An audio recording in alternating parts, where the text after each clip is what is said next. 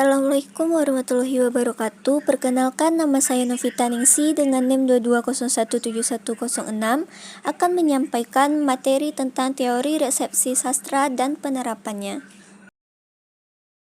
Pertama, pendekatan pragmatik sastra. Pendekatan pragmatik sastra yaitu pendekatan yang melihat karya sastra sebagai media untuk menyampaikan tujuan tertentu kepada pembaca. Tujuan tersebut dapat berupa tujuan yang ada kaitannya dengan pendidikan, moral, agama, politik, ataupun tujuan yang lainnya.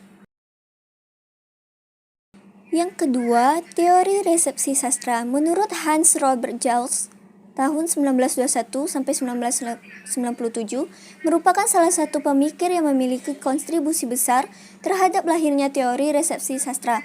Teori resepsi sastra ini merupakan teori yang memfokuskan pembaca sebagai subjek yang aktif dalam menanggapi dan memaknai sebuah karya sastra. Dalam kritik sastra dikenal dengan beberapa pendekatan untuk melakukan penelitian karya sastra.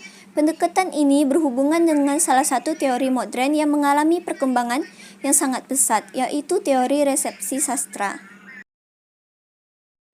Teori resepsi sastra ini memberikan perhatian kepada pembaca secara penuh. Teori ini melihat cara-cara teks sastra mempengaruhi pembaca secara intelektual atau retorik atau gudang bacaan, dan secara aktif atau perasaan. Secara spesifiknya, teori resepsi sastra ini menganalisis peran pembaca dalam memberikan interpretasi terhadap karya teks sastra.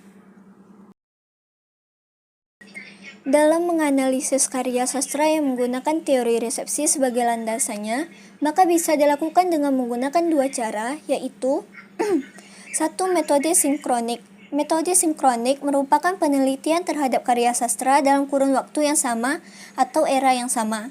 Dua, metode diakronik, yaitu metode penelitian terhadap karya sastra dalam beberapa periode. Periode yang dimaksud ini dalam perjalanan waktu. Metode diakronik ini bisa diterapkan pada karya sastra yang memiliki sejarah.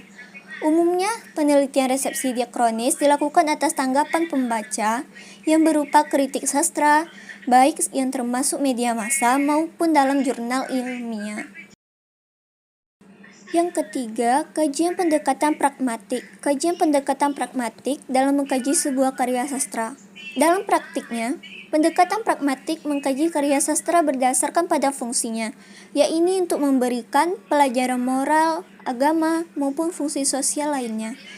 Pendekatan ini mengacu pada pembacanya, bahwa keberhasilan suatu karya diukur dari pembacanya.